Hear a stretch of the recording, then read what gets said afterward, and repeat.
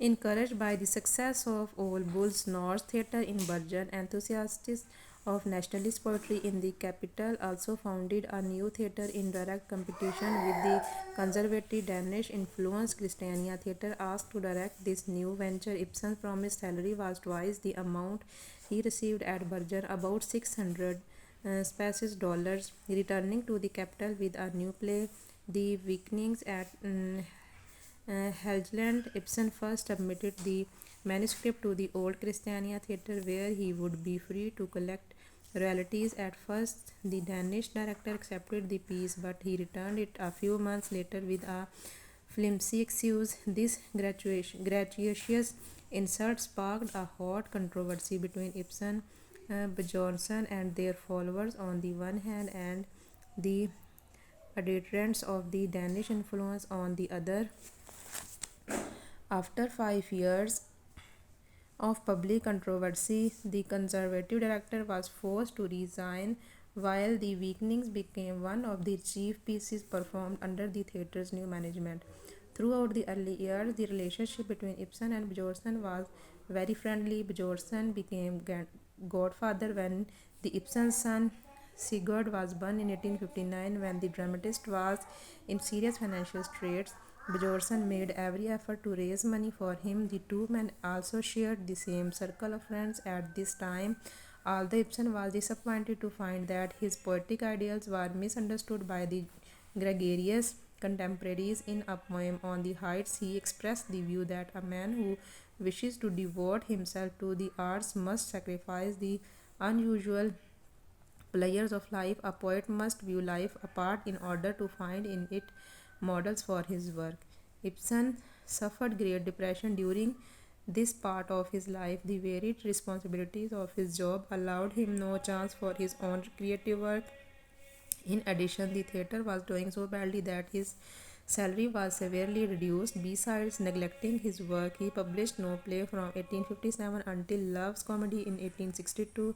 This new anti-romantic satire received hostile reviews, although it shows a maturing talent and the bold viewpoint which characterizes his later works. When the theatre finally declared bankruptcy, Ibsen's despair was complete. Like Captain Elving, he became a victim of that second-rate town which had no joys to offer, only dissipations, and spent much time in barrooms. Bjornson, meanwhile, was a successful and already famous poet to whom the government awarded an annual grant of $400 to devote himself exclusively to poetic works. However, Ibsen's fortune changed in the following year when The Pretenders, a play glorifying the Norse heroes of the past, won an enthusiastic reception from both audience and reviewers. As a result of this success, the government awarded Ibsen a traveling scholarship to bring him in contact with the cultural trends in the rest of Europe. Visiting Rome, Ibsen viewed for the first time the great art masterpieces of the classical and Russian periods. In the warm, sunny climate of Italy, Ibsen felt intoxicated with his freedom from the stultifying atmosphere of Norwegian provincialism. Retiring with his family to a little town in the hills, Ibsen wrote with an inspired pen. Affected by the events of the Prusso-Danish War over Holstein, his interest turning from the aesthetic to the ethical, Ibsen produced the Colossal brand. Considered the most stirring event in Norway's literary history of the 19th century, this drama won nationwide fame for its composer. The protagonist of the play, a mystical clergyman, is a courageous idealist of noble stature whose lack of love or humanity destroys his own wife and child in an uncompromising commitment to his ethical principles.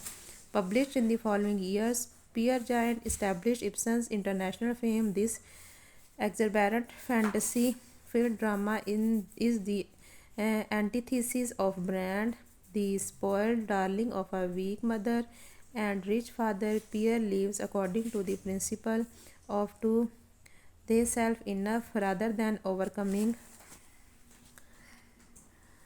obstacles, he goes roundabout and avoids facing problems. Unlike Brand, Pierre never commits himself to principles unless they are to his personal benefits. The play is full of symbolic allusions and rich lyrical poetry. In 1867, the king decorated Ibsen for his achievement.